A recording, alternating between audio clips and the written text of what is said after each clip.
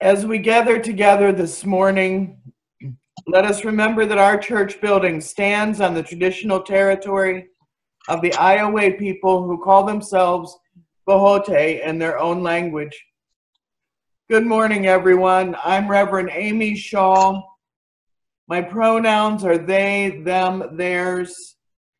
And welcome to our very first attempt at a Zoom service as we try to stay physically distanced and socially together. Barb Martin is your celebrant today, and Bruce Martin is our pianist. And for those of you who are just joining us, you're coming into the room with your microphones and your cameras off. You are welcome to turn your camera on, but we ask that unless you are a part of the service, you please leave your mic off.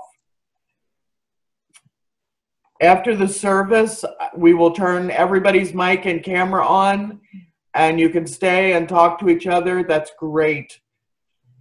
And I'm so glad you are all here to talk about resilience and love in times of crisis. Here are some words by Reverend Lynn Unger, and they encapsulate what we're talking about today. This is a prose poem called A Letter in Return. How do you live, and what are your fears during this crisis? What questions to surface after midnight from across the world? In your country, is it the time of day to wrestle all the existential and daily dreads until, like Jacob and the vicious angel, they concede to bless us? I'm afraid that people I love will die. I'm afraid that my child is inheriting a world so much harsher than she deserves. I'm afraid that desperate times call for desperate measures, and I'm not desperate enough.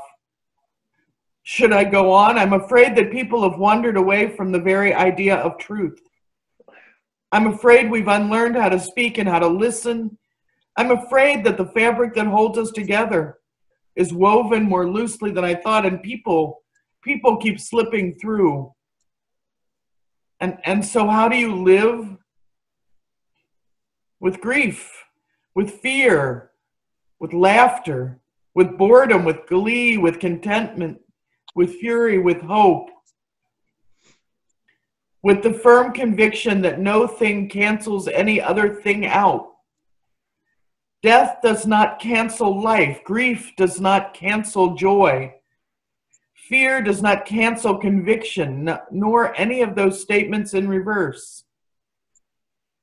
Make your heart a bowl that's large enough to hold it all. Imagine that you are the potter. Stretch the clay, cherish the turning wheel. Accept that the bowl is never going to be done. So let us be in community here together. And for our chalice lighting, we read from Reverend Nancy Reed McKee. Our community knows no boundaries. We are not confined by the physical limits of walls, or for that matter, by what often binds us or restricts us or holds us back. We are freer than we know when we release ourselves and each other from expectations of what is needed for true community. We are here together in space. I see you, I hear you, I love you. And I light this chalice, a beacon of this community, holding us all together here now. And please join me in singing our first hymn, There Is More Love Somewhere, and the words will appear on your screen.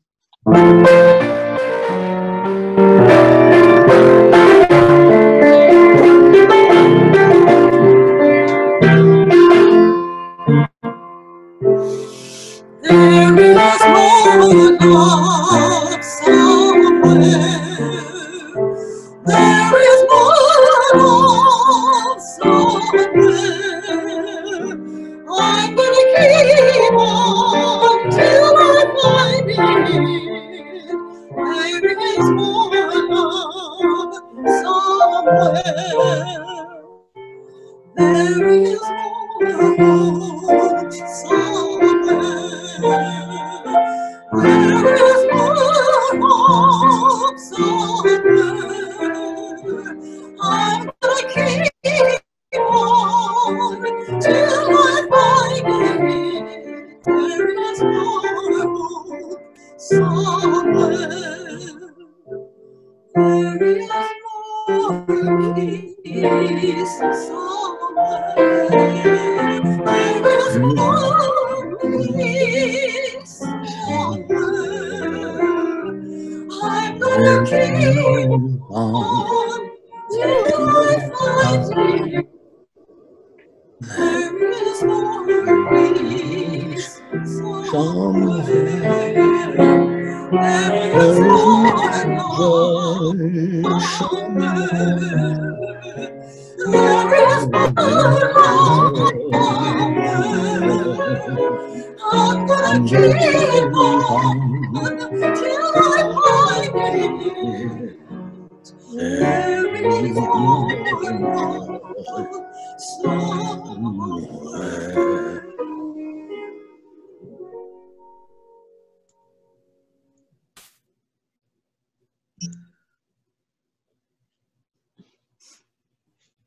Welcome to this service provided by the First Unitarian Church of Des Moines. Only last Sunday, which seems like a very long time ago, we were at the church, the three of us, 6 feet apart. But today we are all in the safety and comforts of our home. And I'm so glad that you were able to find us and that we can be together. Our Faith in Action group for this month is Iowa J Fund, Justice for Our Neighbors. It's a nonprofit organization that serves low-income immigrants. And half of our money that we collect today that you will be providing us will go to this organization. It provides free services, high quality legal immigration services, and education and advocacy. It's been in our neighborhood since 1999, and it was established by United Methodist Committee on Relief. And now, Amy? I am going to try, we're doing this for the first time, so I'm going to try to screen share this video. Please let me know in chat, not by talking, if you cannot see the video. And Barb, could you tilt your camera down a little bit? We're seeing the top of your head. So I'm going to try this. We have lovely special music this morning. Let's see if this works.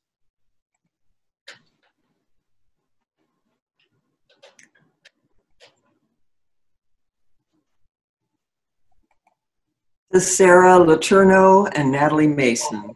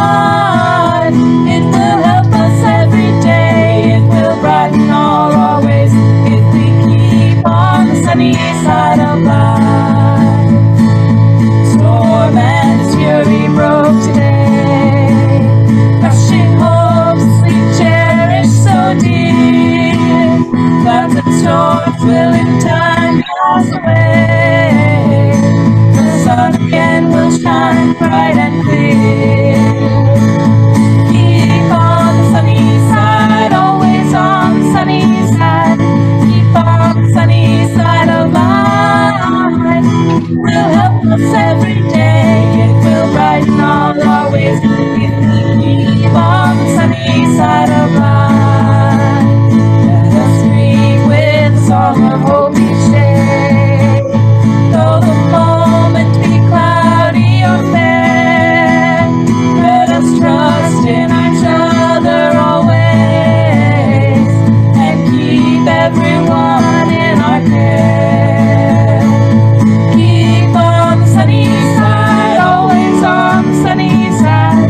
Keep on the sunny side of life. It will help us every day. It will brighten all our ways if we keep on the sunny side of life. Yes, keep on the sunny side of life.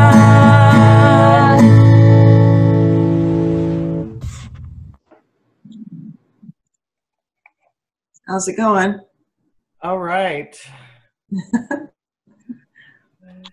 So far, so good. We haven't broken the program yet, folks. The story for all, go ahead. Yep. The story for all ages today is called The Little Purple Hen, and it's by Reverend Joanna Fontaine Crawford, and she wrote this. You're going to read a story, Reverend Amy. Oh. This is a story for children. Yeah, please mute your mics if you're not part of the service.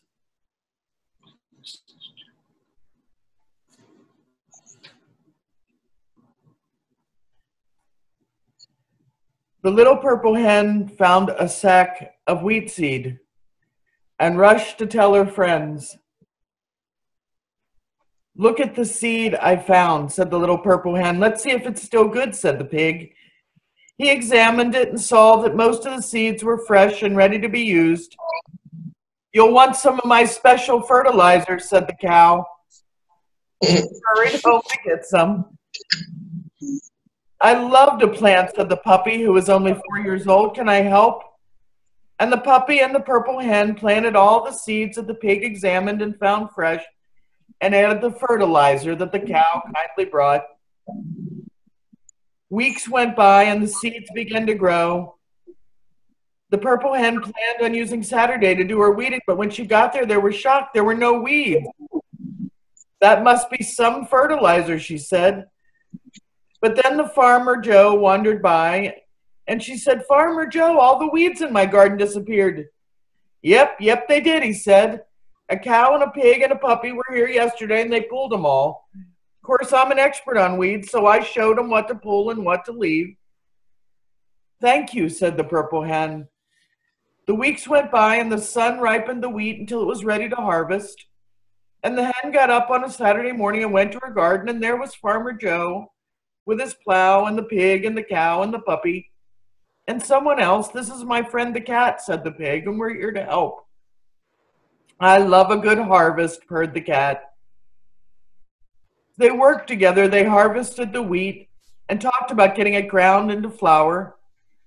"I have a brother-in-law who owns a granary," said the cat. "She called him, and he'd be happy to let us use the grinding machine."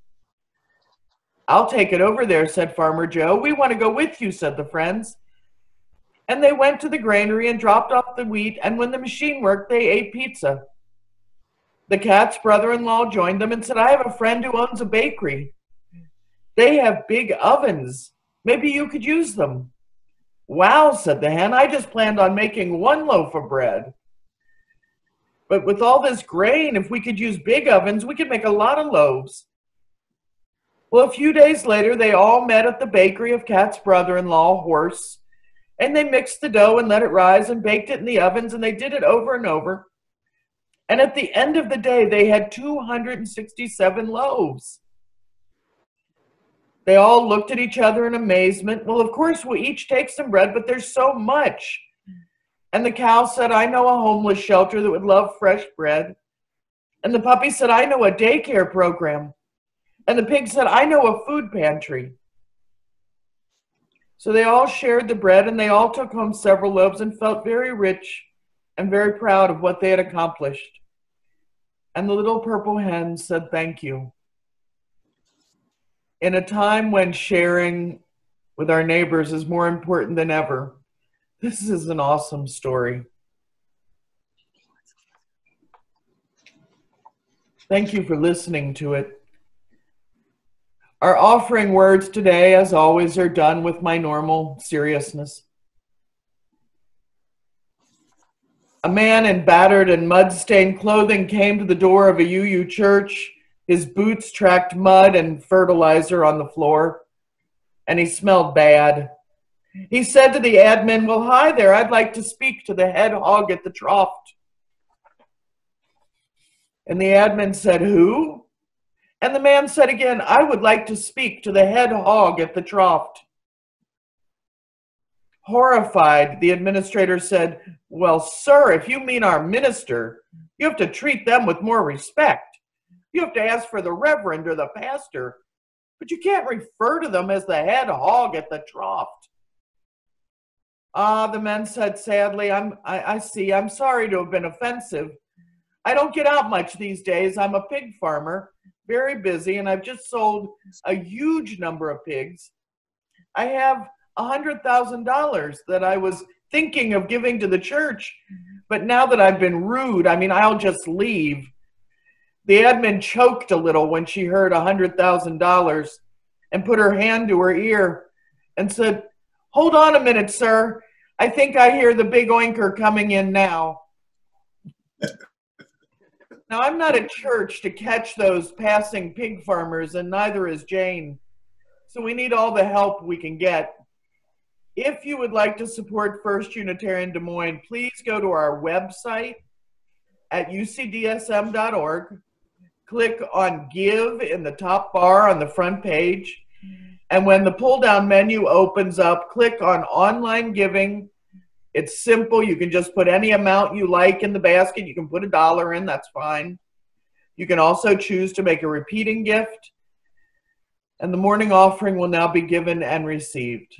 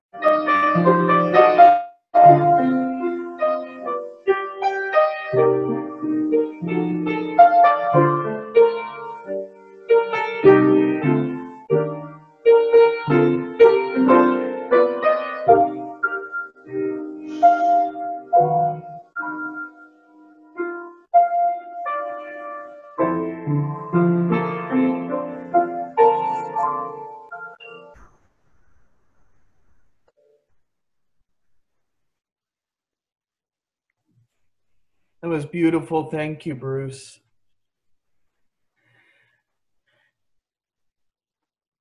As a community of human hands and human hearts, it's hard not to be together in physical space. We're coming together here to share as much as we can our laughter and our tears, and to bear witness to one another, to minister to one another. We hold and love everyone who is struggling with the coronavirus, with isolation, with separation. We hold and love anyone who is grieving or heavy-hearted today. I want to bring into this moment anyone we know who could use special care and attention. Please feel free to use the chat to mention their names. You can just type their names in the chat. So if you have someone you need to bring into this space to have us hold and love, please type their name in the chat now.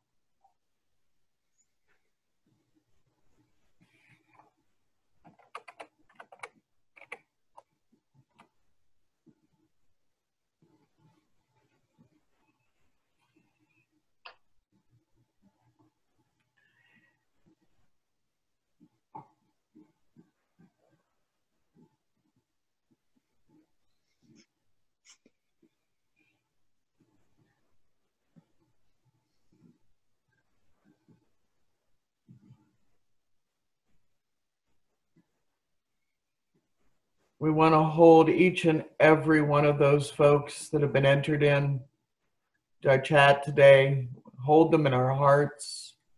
And you can feel free to keep putting names in.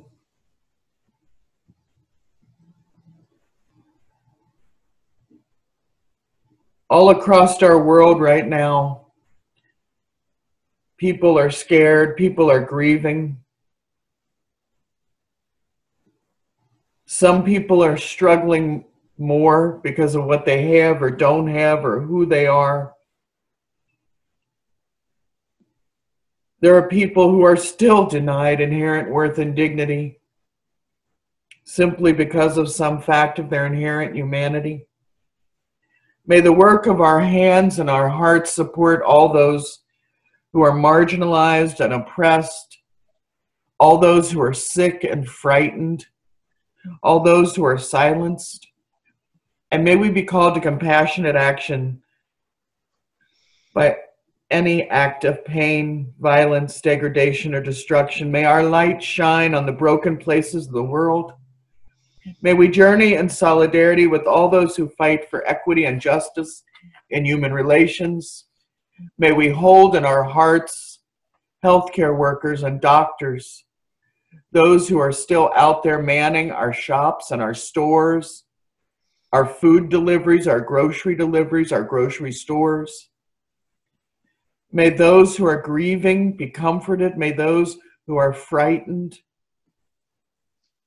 may those who are tired find rest. May the broken places be healed.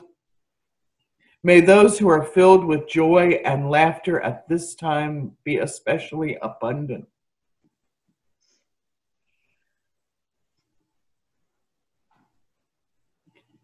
May our light enwrap and surround and illuminate all those whose names we have shared, and all of those joys and all of those concerns which we hold deeply but which have remained unspoken and unshared here today.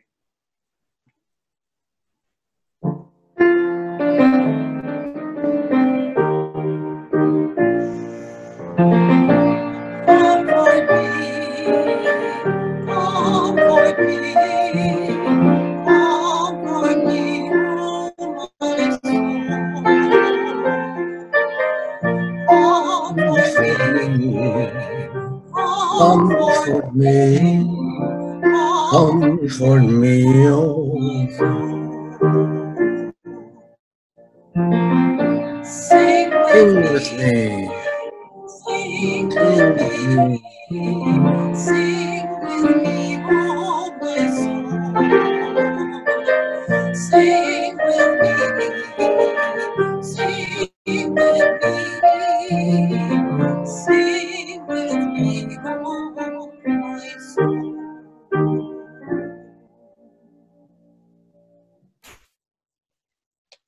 The first piece of this reading is by Lauren Way, who writes, "Disappointing news is still hard, even when it's for the best, even when other people have it worse, even when in the big picture it's a small inconvenience, even when it's unsurprising, it's still hard.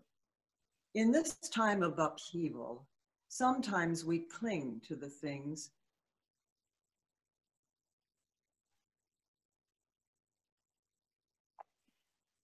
that were exciting or hope-giving or just fun. And when we have to let them go, the letdown can be staggering. We're in the uncharted territory these days. Let's remember that we're probably not always our best selves. And in a sea of folks who are not their best selves, stay accountable and acknowledge when you see that you've slipped. And also, be gentle with yourself. It's okay to be upset, freaked out, numb, frustrated, selfish, scared, angry, and any other feel. And it's okay when that concert that you've been waiting for your whole life gets canceled and you break down in a pile of tears. It's okay to scream into a pillow for an hour because your graduation ceremony is off.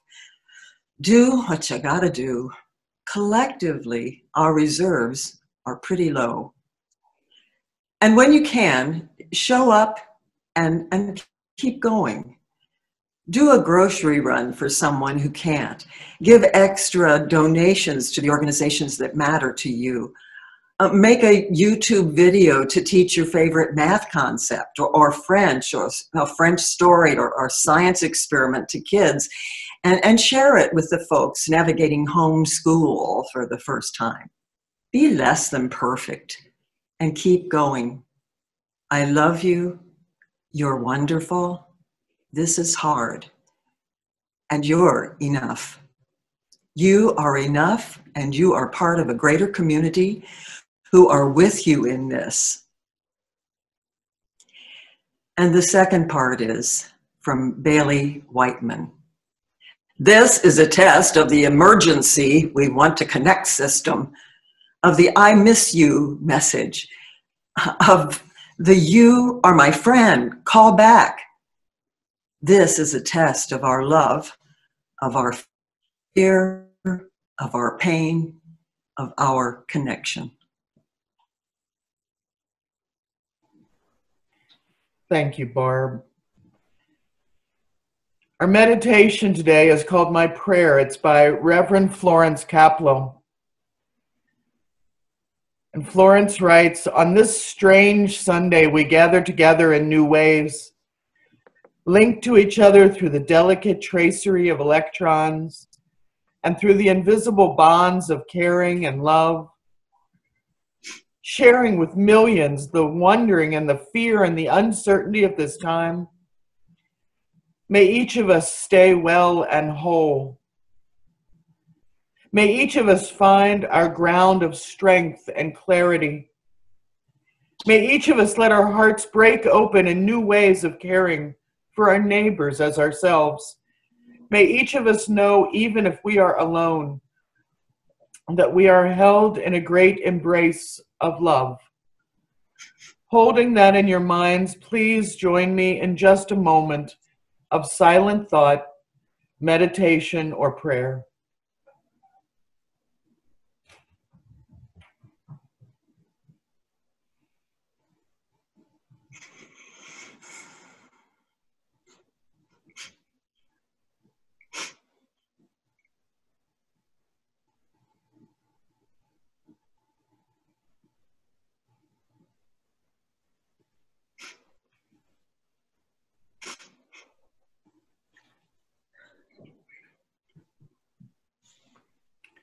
Blessed be.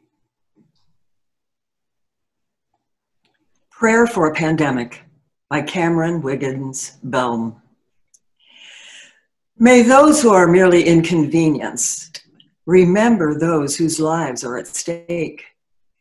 May those who have no risk factors remember those most vulnerable.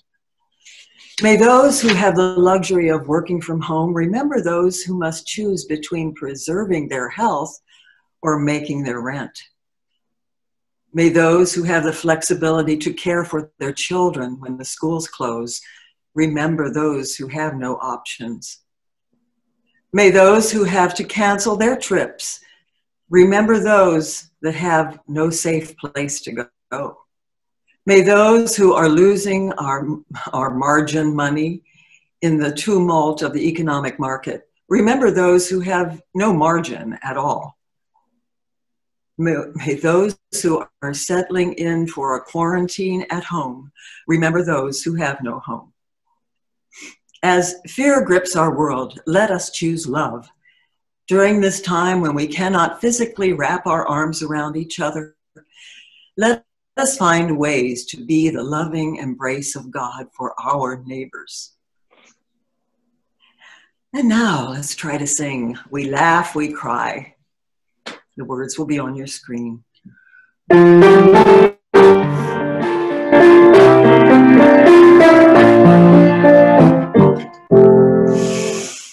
laugh, we cry, we live, we die, we dance, we sing our song. We need to feel have something to which we can belong. We need to feel the freedom just to have some time alone. And most of all, we need friends we can call our very own.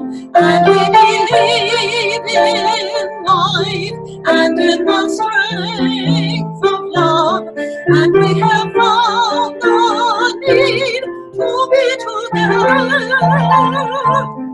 We have our hearts to give, we have our thoughts to receive, and we believe that sharing is an answer. Our lives are full of wonder and our time is very brief. The death of one among us fills us all with pain and grief. But as we live, so will we die, and when our lives are done, the memories we shared with friends, we will linger on and on. And we believe in life and in the strength of love. And we have found a place to be together. We have a right to grow. We have a gift to believe that peace within our living is an answer. We seek elusive answers to the questions of this life. We seek to call and to all the waste of human strife.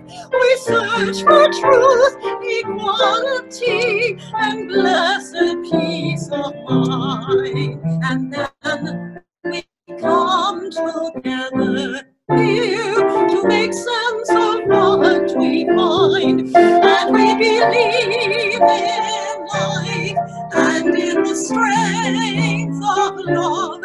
And we have found the joy being together. And in our search for peace, maybe we'll finally see, even to question truly is an answer.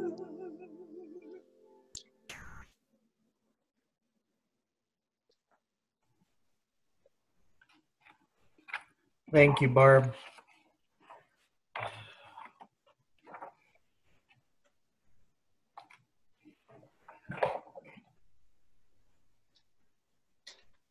Writing a sermon this week was one of the most challenging things I've ever done as I sit here on days 8 and 9 of being totally quarantined.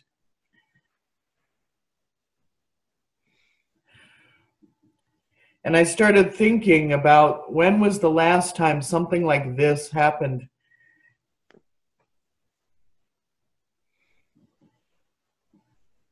In the summer of 1965, Horizon magazine printed this article called "The Future as a Way of Life." The article was written by a gentleman named Alvin Toffler, who called himself a futurist. In 1970, Alvin turned that article into a book, an international bestseller called Future Shock. Other than being the name of a book, Future Shock is a concept. It's a mental or psychological state experienced by people or by entire groups of people. The idea is a little more complex than this, but in a nutshell, it means a personal or societal perception that too much change has happened in too short a time. You can imagine how relevant that was in the very early 70s. That book sold over 6 million copies. Some of you may have read it. And right now, right this minute, some of us are experiencing it. Future shock. Too much change. 12 weeks ago, we were cleaning up Christmas boxes and getting ready for New Year's Eve. 5 weeks ago, there were candy Valentine's hearts and stopping at a store to pick up milk without even thinking about it. There was toilet paper and alcohol sanitizer everywhere you looked. You could just walk into a store. And boy, things have changed. 3 weeks ago, you had church in the auditorium. And I couldn't wait to get back from vacation. I was going stir crazy. Future shock. The world has changed in the last 2 weeks in ways that most of us haven't thought about since polio fear grabbed the whole country in the 50s, and HIV and AIDS in the 80s and 90s. And we've all learned all kinds of new words and new strategies this last 2 weeks. Social distancing, flattening the curve, pandemic survival, no more than 10, no more than 20, 6 feet apart, novel coronavirus. We've learned all kinds of new questions, things like, is it safe to walk the dog? Is there a treatment? How long does a vaccine take? Do we cancel church? Do we stay inside for 2 weeks, 8 weeks, 8 months, 18 months? Future shock, too much change. Future shock and fear. 12 weeks ago, I felt like I knew how to live in this world, and I'm guessing you did too. We might screw it up daily, but in general, we were fully functional human animals who understood all of the basic and most of the more sophisticated rules of life. We knew not to walk into traffic. We knew not to juggle hornets' nests. I mean, we sort of got how to stay alive from day to day without too much problem. But now we're learning new things. Maybe they were old things that weren't life and death, so sometimes we could ignore them. Keep your hands away from your face. Wash your hands for 20 seconds. Clean touch points like doorknobs with alcohol. People who are going out are scared that they should be staying in. People staying in are afraid they're being too cautious. Most of us are a little afraid that we're somehow doing it wrong and we're not even quite sure what it is, but we're nervous. Too much change, too fast. Somebody told me this week, none of it seems real. Like I know I'm going to wake up tomorrow and it's just going to have been a really odd dream. And somebody else said, it feels like a movie. It feels like this is all a plot of some really terrible movie we're all watching. In his article, Resilience, Living Beyond Fear with the Coronavirus, Michael Lerner writes, the first thing to overcome with the coronavirus is fear. The virus is certainly dangerous. He's not saying it isn't. The likelihood is we'll need to learn to live with it. A new normal will emerge with its own protocols for traveling and meeting, caring for one another, grieving those we lose, living our lives. And when I read that, it made me sit back. Wait a minute, a new normal. But there's going to be a normal. There's going to be something I know the rules of again. I know how to live with again. He said, perhaps there'll be a vaccine. Certainly we should do everything we can to protect ourselves. But that's different from living in fear. Haffey has said it well. Fear's the cheapest room in the house. I'd like to see you in better living conditions. In Forbes magazine, writer Brian Robinson writes, if you follow social media, you might feel like going to bed and pulling the covers over your head. Long-standing research shows that chronic TV watchers and news followers have elevated fears. And here's the interesting part. They have elevated fears because everything they see starts to feel like it's happening outside your front door. He said one major channel plays ominous background music. as they report restrictions that are happening right now. And you start feeling like your heart should be slamming against your rib cage. It's all coming at you at once. Yes, all these things are happening. Yes, this is real. But it's not the zombie apocalypse.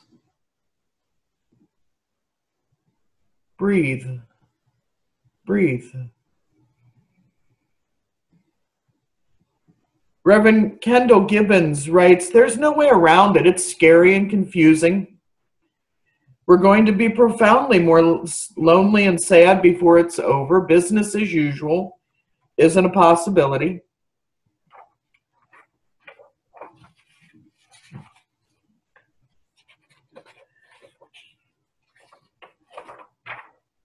Even when we reach the point where they've developed vaccines and treatments, things will not exactly go back to just the way it was before. We're living through a point of radical change while being deprived of one of our oldest and most basic resources, which is human connection.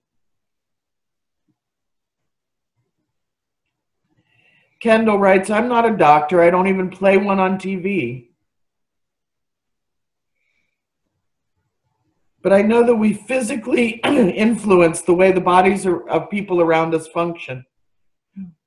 We influence one another's breathing and pulse, hormones, blood pressure, body temperature.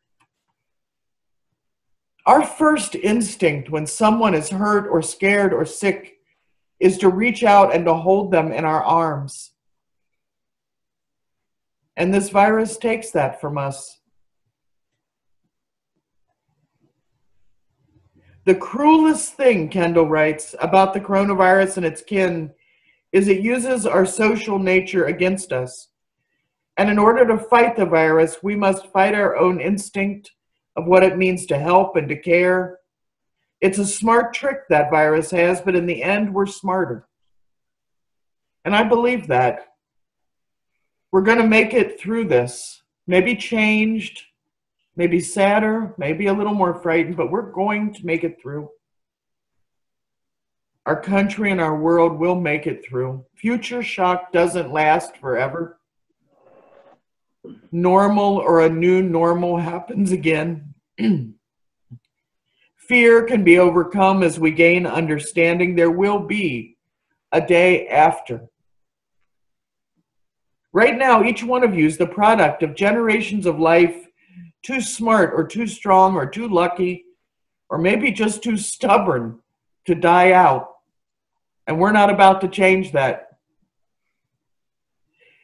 It will be our refusal to be pulled apart, our refusal to let our communities die, which takes away future shock, and we'll find a way forward together. And while this virus may keep us from physically holding one another, we're going to use our humanity and our love and our great big Homo sapien brains to use all of the technology at our disposal to pull one another close. There will be normal again, maybe not for a while, but it will come. There will be routine and meeting friends for pizza or cards or beer. There'll be church services where we can hug each other. And until then, we're going to refuse to let go. We're going to hold on to one another through phones and computers, through letters and art projects. We're going to drop off pictures on one another's porches and sing from our balconies. We're going to put posters in our windows. We're going to do whatever it takes, because dawn is going to come and we're going to meet it together on that sunny side of the street. All of us. Blessed be.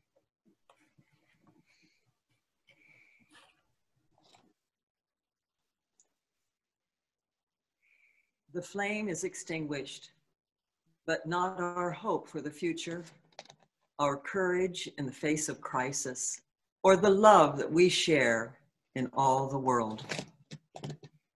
Our last song is When I Am Frightened. If you have the teal book there, it's 10:12, or follow the words on the screen.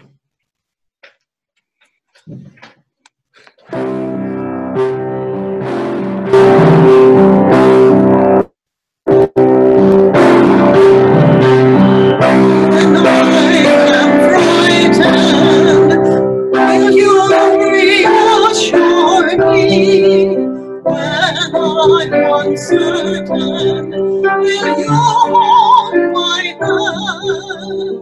Will you be strong for me? Sing to me quietly. Will you shed some wonders with me? If you will show me compassion, then I may learn to care as you do.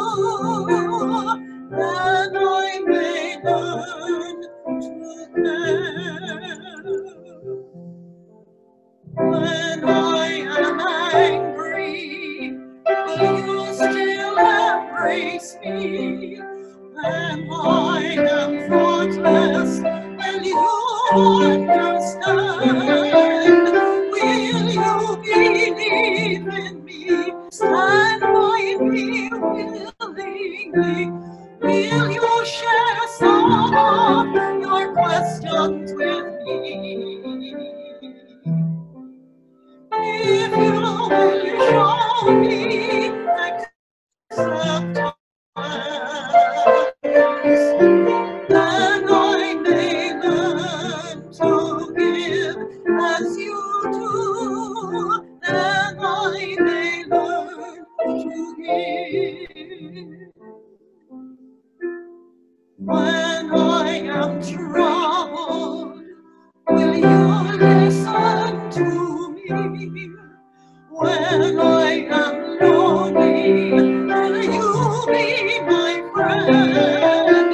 Will you be there for me? Comfort me tenderly. Will you share some of your feelings with me? If you will show me commitment, then I may know to love as you do.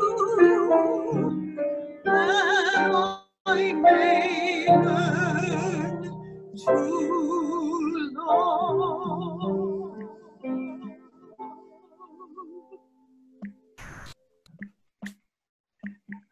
The service is ending and your service begins again.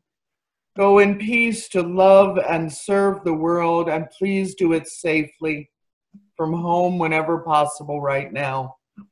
Peace, ashe, and may it be so.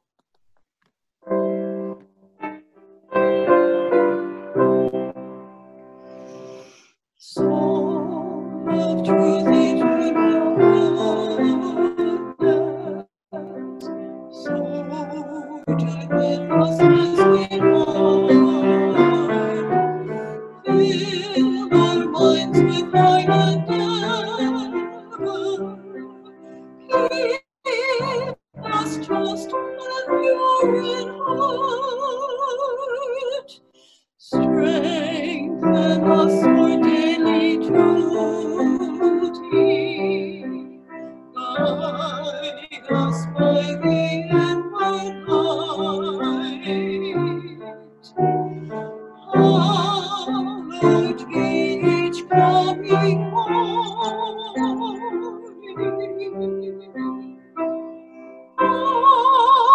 Amen. Peaceful each night.